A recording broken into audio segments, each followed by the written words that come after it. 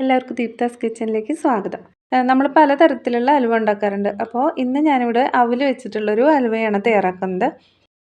നമ്മൾ പുറത്തുനിന്ന് വാങ്ങിക്കാറുള്ള കറുത്ത ഹൽവയുടെ അതേ ഒരു ടേസ്റ്റാണ് ഇതിന്. അപ്പോൾ ഇതെങ്ങനെയാണ് തയ്യാറാക്കുന്നതെന്ന് നോക്കാം. ആദ്യം തന്നെ നമുക്കിതിന് വേണ്ടിയിട്ടുള്ള നാളികേരപ്പാലൊക്കെ ഒന്ന് എടുത്തു വയ്ക്കാം. ഞാനിവിടെ 4 കപ്പ് നാളികേരം ഒരു മിക്സിയുടെ ജാറിലേക്ക് ഇട്ട് കൊടുക്കുന്നുണ്ട്. അപ്പോൾ ഇത് 250 ml കപ്പാണ്. നമ്മൾ സാധാരണ ചായ കുടിക്കാൻ എടുക്കുന്ന ഗ്ലാസിൻ്റെ ഏകദേശം ഒരു അളവാണ് 250 ml. അപ്പോൾ ഈ ഒരു കപ്പില്ലെങ്കിൽ നിങ്ങൾ സാധാരണ ഗ്ലാസ്സിൽ അളവെടുത്താലും മതി. ഇനി 2.5 കപ്പ് വെള്ളം ഒഴിച്ച് കൊടുത്തിട്ട് ഇതിലെ ആദ്യത്തെ പാല് നമുക്ക് എടുക്കണം. അപ്പോൾ ചെറുതായിട്ട് ഇതൊന്ന് അരച്ചെടുത്തിട്ട് വരാം. ഇതിപ്പോൾ അരച്ചെടുത്തിട്ടുണ്ട്. ആദ്യത്തെ പാല് നമുക്ക് അരിപ്പ വെച്ചിട്ട് അരച്ചെടുക്കാം. ഒരു തവണയും കൂടി ഈ നാളികേരത്തിലേക്ക് ഒരു 2.5 കപ്പോ അല്ലെങ്കിൽ 3 കപ്പോ വെള്ളം ഒഴിച്ച് കൊടുക്കാം.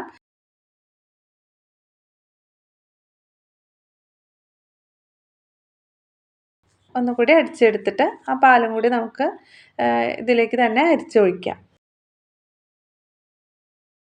അപ്പോൾ ഈ നാളികേരപ്പാലിൽ ചെറിയ ചെറിയ തരികളൊക്കെ ഉണ്ടാവും. അപ്പോൾ അതൊക്കെ ഒന്ന് പോരാൻ വേണ്ടിയിട്ട് ചെറിയ അരിപ്പയിൽ ഒന്നുകൂടി അരിച്ചെടുക്കാം.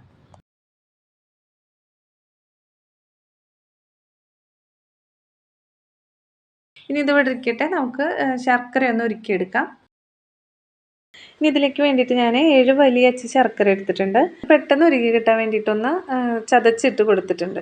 ഇനി ശർക്കര ഉരുക്കി കിട്ടാൻ ആവശ്യമായിട്ടുള്ള കുറച്ച് വെള്ളം ഒഴിച്ച് കൊടുത്തിട്ട് നന്നായിട്ടൊന്ന് ഉരുക്കിയെടുക്കാം.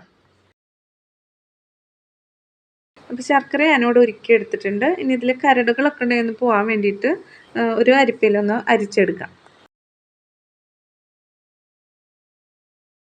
ഇനി ഇതിലേക്ക് വേണ്ടിയിട്ടുള്ള അവലൊന്ന് വറുത്തെടുക്കണം. ഞാനിവിടെ 3 കപ്പ് അവലെടുത്തിട്ടുണ്ട്. വെള്ള അവലല്ല, ഇതുപോലെ ചുവന്ന അവൽ വേണം എടുക്കാനായിട്ട്. ഇനി ഇത് നന്നായിട്ട് നല്ല ക്രിസ്പി ആവുന്ന രീതിയിലൊന്ന് വറുത്തെടുക്കണം. ഇതിപ്പോൾ നല്ല പോലെ ക്രിസ്പി ആയിട്ടുണ്ട്. ഇതൊന്ന് ചൂടാറാനായിട്ട് വെക്കാം. ചൂടാറിയ ശേഷം നമുക്കിത് പൊടിച്ചെടുക്കുകയാണ് വേണ്ടത്. കണ്ടതിപ്പോൾ നല്ല പോലെ പൊടിയുന്നുണ്ട്. നന്നായിട്ട് ചൂടാറിയ ശേഷം മിക്സിയുടെ ജാറിലിട്ടിട്ട് നന്നായിട്ട് പൊടിച്ചെടുക്കാം. ഹലുവ നല്ല സ്മൂത്തായിട്ട് കിട്ടണമെങ്കിൽ ഇത് നല്ല ഫൈനായിട്ട് തന്നെ പൊടിച്ചെടുക്കണം. അപ്പം ഞാൻ 2-3 തവണയായിട്ടാണ് പൊടിച്ചെടുത്തിട്ടുള്ളത്. അപ്പോൾ ഇതെല്ലാതും ഒരു ബൗളിലേക്ക് ഇട്ട് കൊടുക്കാം. അപ്പോൾ ഇതെല്ലാതും നമ്മൾ കുറച്ച് വലിയ ബൗളിലേക്ക് തന്നെ ഇട്ട് കൊടുക്കാനായിട്ട് ശ്രദ്ധിക്കണം. ഇനി ഇതിലേക്ക് നമ്മൾ നേരത്തെ മാറ്റി വെച്ചിട്ടുള്ള പാലിൽ നിന്ന് കുറേശ്ശെ എടുത്തിട്ട് നന്നായിട്ട് കലക്കിയെടുക്കണം. ഇതിൽ കട്ടകളൊന്നുമില്ലാതെ നന്നായിട്ട് തന്നെ കലക്കിയെടുക്കണം. ഇനി എല്ലാതും കലക്കിയെടുത്തതിന് ശേഷം അതിൽ കട്ടകളുണ്ടെന്ന് തോന്നുകയാണെങ്കിൽ മിക്സിയുടെ ജാറിലിട്ടിട്ട് ചെറുതായിട്ടൊന്ന് കറക്കിയെടുത്താൽ മതി.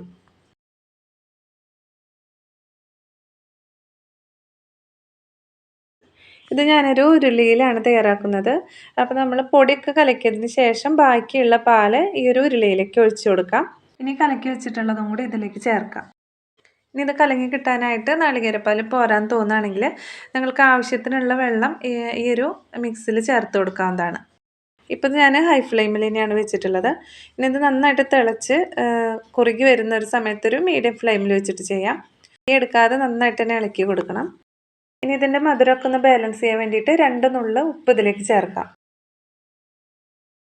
ഇനി നിങ്ങൾക്ക് കുറച്ച് അളവിൽ മാത്രം ഹലുവ തയ്യാറാക്കണമെങ്കിൽ ഞാൻ 3 കപ്പ് അവലെടുത്തതിന് പകരം 1.5 കപ്പ് അവലെടുത്താൽ മതി. പിന്നെ നാളികേരവും അതിനനുസരിച്ചിട്ട് പകുതി അളവിൽ എടുത്താൽ മതി. ഇപ്പോൾ ഇത് ചെറുതായിട്ടൊന്ന് കുറുകി വന്നിട്ടുണ്ട്. ഇനി ഇതിലേക്ക് ശർക്കരപ്പാൻ ചേർക്കാം.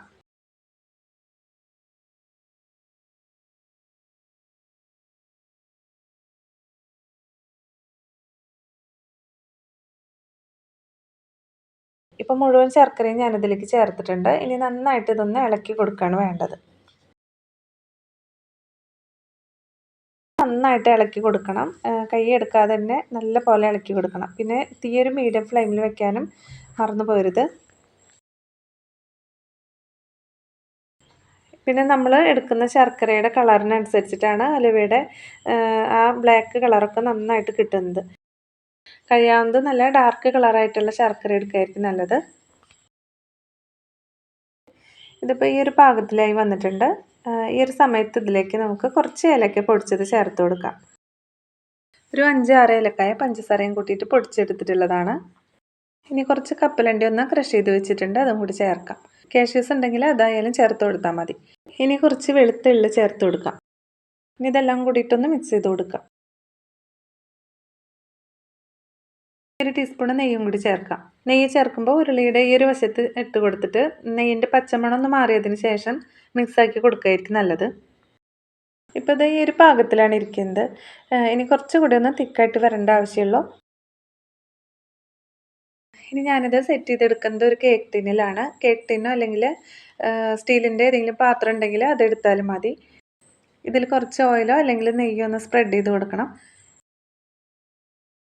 ഓയിലൊന്ന് സ്പ്രെഡ് ചെയ്ത് കൊടുത്തിട്ടുള്ള ഒരു തവി വെച്ചിട്ട് ഇതുപോലെ നന്നായിട്ടൊന്ന് എല്ലാ വശത്തും ഒരുപോലെ ഒന്ന് ആക്കി കൊടുക്കുക. ഇനി ഇത് നന്നായിട്ട് ചൂടാറട്ടെ. ഇനി ഇതൊരു പ്ലേറ്റിലേക്ക് കമഴ്ത്തി വെച്ച് കൊടുത്താൽ മതി. ഹൽവ അതിന്ന് തന്നെ വിട്ടു വന്നോളും. കണ്ടത് കട്ട് ചെയ്യുമ്പോൾ തന്നെ നല്ല സോഫ്റ്റ് ആയിട്ടിരിക്കുന്നുണ്ട്. നല്ല പെർഫെക്റ്റ് ആയിട്ട് തന്നെ കിട്ടിയിട്ടുണ്ട്.